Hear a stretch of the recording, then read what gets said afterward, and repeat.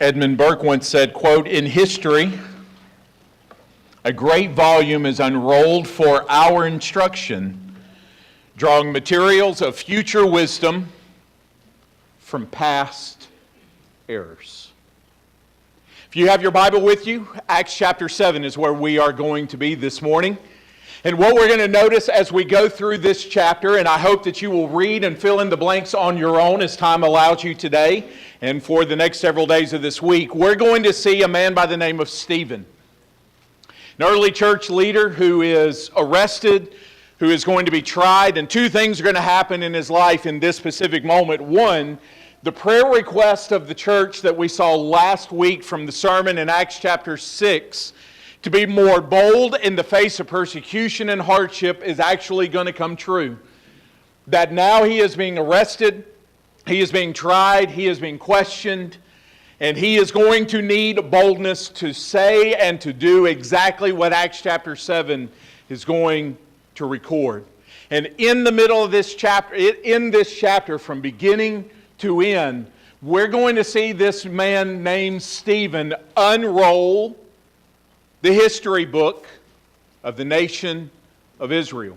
Now, he's not going to cover all the years of her history. He is going to hit some of the high points, but he is going to unroll this history. And he is going to point out to those who are questioning him that where they are in that moment of their history is not by accident, and it is not by coincidence. We have been acknowledging the history of this congregation, and not just with what we've been doing for a year or for a few years, but for 25 years.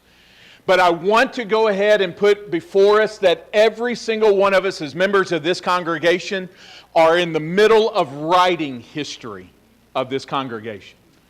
And that the mentality, the attitude, the works, we are all contributing to the history of this church. And one day, when we are long gone, there will be someone else who stands on a stage like this. There will be a group of people who are sitting in chairs like yours, and they will unroll the history that we are writing now. They will look back at who we are and who we decided to be, and they're going to speak, and perhaps they may even celebrate. What I want us to do for this sermon is that I want us as a group to act now on bold lessons from history. You know the famous statement that those who do not learn from history are doomed to repeat that history. That is a true statement in your life individually, but that is also a true statement for us as a congregation. The Bible is many things, and one of those is that it is a historical book.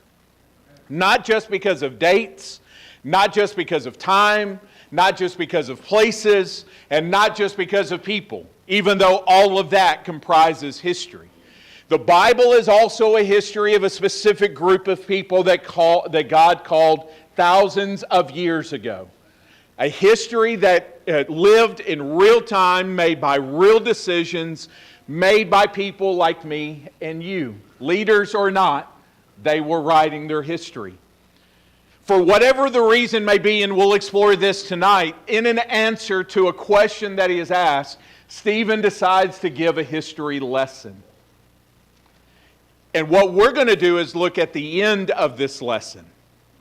The last few verses of this chapter that conclude the history lesson and how we can learn three things from this. That as this is unrolled, that as our eyes are tuned in, our eyes are focused in, our ears are tuned in, that we as a congregation want to make sure that we learn them, that we don't adopt some of the practices, but there is one thing that we would walk away with knowing is consistent and something that is of a benefit for us. The first history lesson is given by Stephen when he says these words. In Acts chapter 7, verses 47 and 48, as he's drawing to a conclusion, he says, speaking of Solomon, that he built the house of God. He built the temple. And this temple was a magnificent structure. Even just from a secular point of view, it is considered to be one of the seven wonders of the ancient world. Whether you're looking at value from gold or colorful curtains, to great pieces of wood that were shaped and molded, to the function that the temple served for the nation of Israel, it's just the focal point for the group. It's an amazing thing. And Stephen says Solomon is the one who built it. It started with his father David, who wanted to build it and was not allowed. And his son Solomon, the wisest man in the Bible outside of Jesus, is allowed to build this structure. But then Stephen adds an element, and this is where our first lesson is going to come from. He says, and yet, as great as it is, as great as if you were to pull it up on Google and look at the images of it, and it would just be an amazing structure built by the hands of men at that time with just the limited amount of technology available to them, that they're able to build this thing. He says, and yet the Most High does not dwell in houses made by hands. And our first lesson from history is from Israel's history is this: that as we move into our future, we cannot afford to limit God to a specific place, to a specific time, to a specific group. The Most High does not dwell within houses made by hands. The Most High does not dwell in just anything. The Most High, over and over and over, God is described as heaven is my throne and earth is my footstool. We looked through the book of Joshua for a reason over the summer months, and that was so that we could see that God can do anything, that there is no such thing as an obstacle to God. What if we meet the Jordan River? I'll split it in half. What if I meet a walled city? I'll tear the walls down. What if we don't have water to drink and food to eat in the desert? I'll provide water, I'll provide food. Over and over, when every obstacle God meets, He is able to overcome. What happens when His people put limits on Him? What happens when His people start thinking of God instead of this? We start thinking of God like this.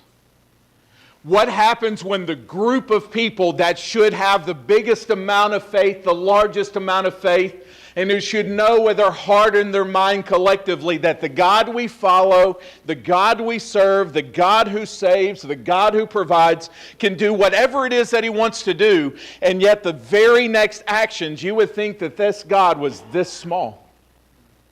The lesson we learn is that the Most High doesn't dwell in houses made by human hands.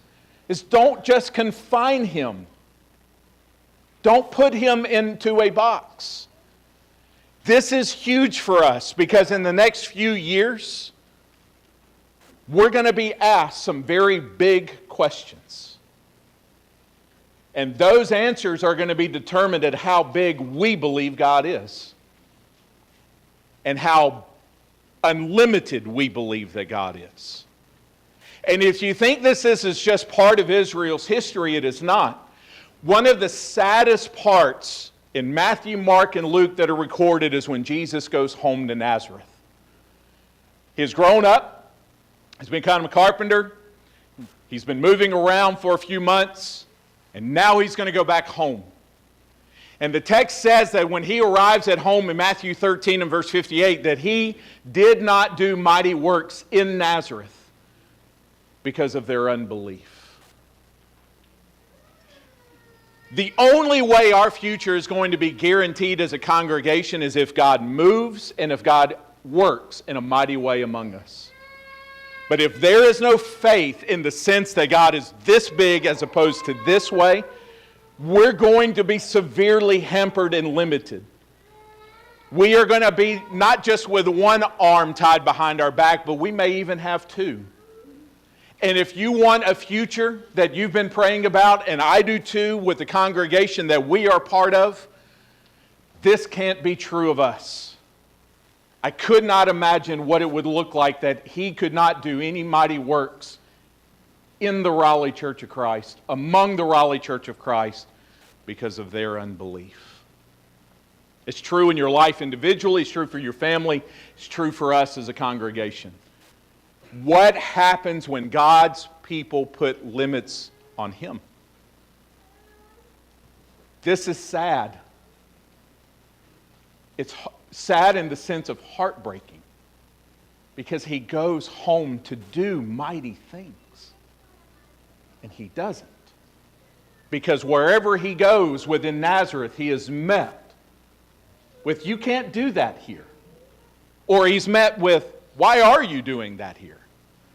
Or he's met with something else.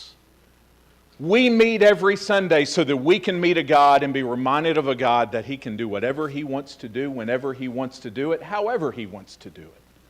He just wants us to see it and to know, "I want to do mighty works in you and through you and among you.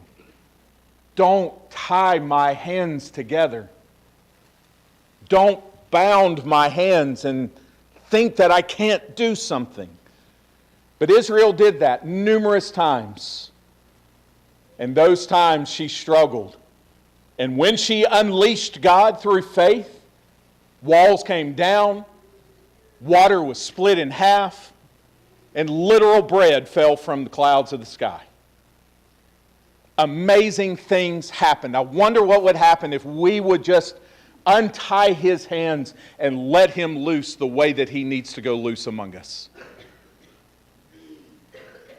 Our lesson from history, number one, is let's not limit him. Let's not put him in that cliched box in our lives, in our families, and as a congregation. But as a result of limiting God, there were times where Israel was just stubborn. And this is the statement that gets Stephen killed. He just simply says, "Let me describe the history, the highest of the highs, but let me also describe the lowest of the lows," which, as a side note, if you wonder about the Bible and why it's inspired, that one of the great apologetics of the Bible is that it tells all of the good, but it also tells all of the ugly. It doesn't shy away from the history of God's people. It doesn't say, we're going to sweep it under the rug. There are some ugly parts, but all of the ugly happens because of certain mentalities and a certain heart condition. And he looks at the religious leaders and he says in verse 51, "You stiff-necked people, uncircumcised in heart and ears, you always resist the Holy Spirit as your fathers did, so do you." He's not here to make fans. That's brutal language. That's brutal language. You know who you are, Israel? You're the neck that slept wrong last night. And when the new day came and you moved just slightly to the right, a sharp pain just went streaming through your body. And the idea is not that it's stiff-necked in that, but I use that as an image because we've all had stiff necks. Whether it's we have slept wrong, whether it's some sort of medical condition. But the principle is that you have been stubborn. You've been stubborn. For those of us that have pets, it's the stubborn one that's on the leash and it just won't come as you're trying to lead it. It's the one, those of us that have little children, that they're going to cross their arms and it's just they're not going to budge. You can tell me to come, but I'm not coming. It's just this heart and this mentality of stubbornness. And then he goes on, he says, not only is that, but if an outward fruit besides the stubbornness is just this active resistance. Where the Spirit of God wants what's best for you and what's good for you. He wants to dwell in you and among you. He wants to do the mighty works that we just saw in Matthew chapter 13 with Jesus, through Jesus and the Word and so forth and so on. And there's just this active resistance. And what he says in terms of this bookend is that a piece of fruit is the stubbornness, a piece of fruit is this active resistance, and the branch that these pieces of fruit are growing on, it's an uncircumcision of heart and ears. It's an uncircumcision of heart and ears. Circumcision literally means to cut away. The idea is just remove what's in the way. Just remove what's in the way. Just remove what's in the way? What's in the way of God being in your life at this moment? What's in the way of God working in and through your marriage? What's in the way of God doing a mighty work through you for your children? What's in the way of God doing a mighty work among us? I don't know what's in the way, but I can tell you where we can find it, he says. We can find it in our hearts, and we can find it with our ears. It's a stubbornness of heart, it's a stubbornness of ears. It's a resistance of heart, and it's a resistance of ears. There's just something in the way. There's just something in the way. You notice how dirty our interstates are? How does stuff just fly out of somebody's truck and it just lands in their state? Did it ever come up on it 70, 75, 80, 85, however you choose to drive, fast you choose to drive? And you got to swerve at the last moment? Does that happen? Happened 3 times to me this week. One was, and I took my eyes off the road because I had to see what I'm swerving. A block of wood, a door, and a chain, a bunch of, like a big long metal chain. It's amazing how we split the Red Sea on I-40 to go around these things. And then my second thought was the poor guy that's got to go and brave that and try to get it out of the middle of all the lanes. What's in your way of God being in your life in the most effective way possible? If you want to know what that is, if you want to know what the block of wood is, if you want to know what the chain is, if you want to know where to go and identify that, a big part of Scripture's role is to expose our hearts, and it's to expose our ears. It's there so that it can tell us, here's what's in the way, and here's how it's going to be removed. And sometimes it's a little easy by just simply saying no. Sometimes you just got to swerve out of the way because you realize it's in the way of where you want to be. And it's the same for us. That perhaps for some of us, maybe it's just a good old-fashioned stubbornness. A stubbornness that's found in our ears where no matter what people are trying to say, no matter how many times they're intervening to say, that I probably wouldn't do that if I were you. Here's what I would do. That instead we have shut out everybody or everything but our own voice or the people that agree with us. Maybe it's a stubbornness in our heart that it's not necessarily I need to find out what it is. I actually know what it is. I'm just too stubborn to get it out of the way so that I can have that path that's clear and it can get me to where I want to be able to go. Maybe it's that active resistance to what God has been trying to communicate for the past several days or the past several weeks. Maybe it's that verse that just keeps coming up over and over and over. I wonder if God's trying to tell me something if I keep hearing this. You ever had that moment where just something is just too much of a coincidence? Somebody might be trying to talk to us. Somebody might be trying to say something to us. Somebody might be trying to get our attention. In the time of Isaiah the prophet, God says this through his prophet to his people: I am the Lord your God, who teaches you how to profit. And he's not talking about a profit in terms of making money, setting up a retirement account, a college fund. No, there's more to profit than just simple monetary terms. I am the Lord your God who teaches you to profit, who leads you in the way that you should go. And then notice what he says to his people. Oh, that you had paid attention to my commandments. Oh, that you had paid attention. I've been trying to lead you all these years. I've sent prophet after prophet. I've even sent Moses. I've given you rules to live by. I've given you so much wisdom and access to knowledge and so forth and so on. All I really wanted you to do more than anything else is just to have listened. Just to have listened. That where you were stubborn, you were willing to be humbled. and you were willing to humble yourself. Where you were actively resistant, you finally surrendered to me because you know that my way is better. It's Isaiah the prophet that God says, my ways are not your ways. It's in the Old Testament scriptures. Even though they're not, I know that they're better ways than mine. But I love the image that he gives. And we sing this song, and it's probably for some of you, it's probably one of your favorites. A result that if they had just simply followed his way through heart and ears, then your peace would have been like a river. I think we sing that song sometimes. I'd love to have peace like a river. Whether it's the Vacation Bible School song version that we sing, or the one that we sing as a good old-fashioned hymn. I know you would like the same. Where do you need to pay attention to God? Where's he been trying to get your attention? What's he been trying to communicate lately?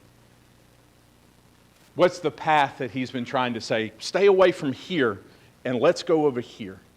Do you know that he does that with his churches? Do you know that there's one church in the entire Bible that he comes and he tries to get their attention? He just simply, will you let me in? There's a church that he goes, and the image we have is, I would imagine the image would not necessarily be an image, it would be a sound, and it would sound like the Ring doorbells that many of us have. But he would probably ring it, and he just knocks. But the same message then is the same message for us. I would have led you as a congregation, I would have led you in the path that you should have gone and would have gone. I just wanted you to hear me and let me in. How do we get here where we are stubborn and actively resisting? How does that happen individually? How does that happen in a congregation? It all comes down to love. This is why we as a congregation are relentless in putting forward in our ears and in our eyes and in our hearts and in our lives as a group. It all comes to love. Humility is the product of love. I love the Lord my God. That's what Jesus does when he quotes in Mark. That when he's asked by a guy that really wants to know, his entire living is based on being able to tell other people what's the most important word in this that we call the Bible. And he comes to Jesus with his own curiosity. I'd like to know what it is too. And Jesus begins with, hear this. Here's your ears.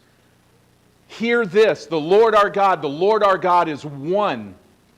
And you shall love the Lord your God with all of your heart and all of your soul and all of your mind and all of your strength. If we're busy loving him with all of our heart, we don't have time to be stubborn. And if we're busy loving him with all of our mind, we don't have time to be actively not listening. This is one of the surest ways to get to your mind, and it's to mine as well. But what opens it up, what tears down the resistance, what is it that breaks the stubbornness? Do you know how much he loves you? Do you know how much he wants for you? Do you know the good that he's waiting to pour out on you and your family? Church, do you know how much of a future he wants for us? Do you know that it's all from his perspective? It's all rooted in how much he loves us. And what he's looking in return is, how much do you love me? Because if you love me, you'll surrender. And if you love me, you'll yield. How many of you we're all great citizens, I know this. But not the guy that runs the yield sign. That kind of irks me sometimes, where, hey, I'm doing my part, can't you yield? Had that happen this week too. There's a place close to our house where the yield sign comes on. I know I'm just going to have to wait because the yield sign is completely optional. You ever had that? You got your own place close to where you live? I wonder how many times we treat the Lord that way, and he just simply waits. We just keep on going through that yield sign, and he's opposite of us and just saying, when are you going to yield? When are you going to stop doing it your way? When are you going to stop relying on your own wisdom? I'm not saying not rely on it. When are you going to stop relying on it first? When are you going to yield? And the question is I'll yield when I love the Lord my God with all of my heart, all of my soul, with all of my strength, and all of my mind.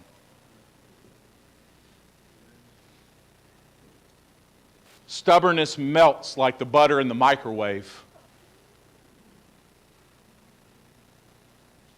It melts like the trash, leaves, and sticks that you probably have in your burn pile. It just finally goes away. And what we discovered in moments when we actually have done that in our lives, and we've done that as a congregation, the mighty works, they start flowing like a river, don't they? If you want to not be stubborn, love, but don't just love things or people. Love the Lord your God. And love Him with every ounce of who you are. And church, we've got to love Him too. We're Israel. Hear, O Israel, the Lord our God. He's one God. And love Him with all y'all's heart. And all of your soul. And all of your mind. And all of your strength. The greatest doctrine of the Bible for God's people is to love God. And the second greatest doctrine is to love your neighbor as you love yourself. And we'll learn to love. We will finally have learned the history lesson. But I need to leave you with this one. The two lessons that we've looked at so far are just chapters in the history book. You want to know the name of the history book? The name of the history book is God is Faithful. That's the name of the book. The book isn't the Raleigh Church of Christ. We're just a chapter in the book. And stubbornness isn't the book. Stubbornness is just a chapter in the book. The name of the book, the title of the book, is that God is faithful. That's why the whole thing begins with this. Brothers and fathers, hear me. The God of glory appeared to our father Abraham when he was in Mesopotamia. And for the rest of the chapter, he appeared to Abraham, he appears to Joseph, he appears to Moses, he appears to David, he appears to Solomon. And all five of these men, they all messed it up. They all had their own stubbornness, and they all put the nation in a bad position. And you know what God does anyway? He shows up. He's loyal. He is always loyal to His people.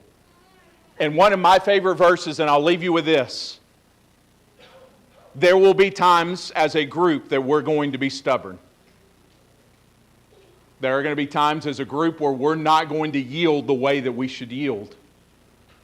We're going to struggle with a lack of humility. We're going to struggle with a lack of love. We're going to struggle with all of these things because in part we're human beings.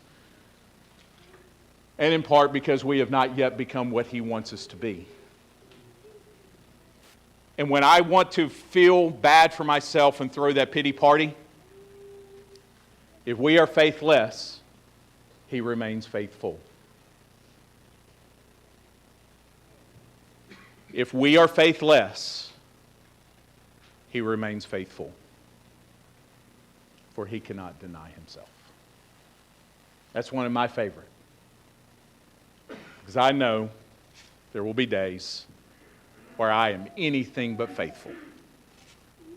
There will be more days than not where I will not get it right, and I will go right through the yield sign, and I will keep all the obstacles in the way, and I will do all of these things. And what I know, as of this morning when I opened my eyes, is that despite all of that from yesterday, He is still faithful.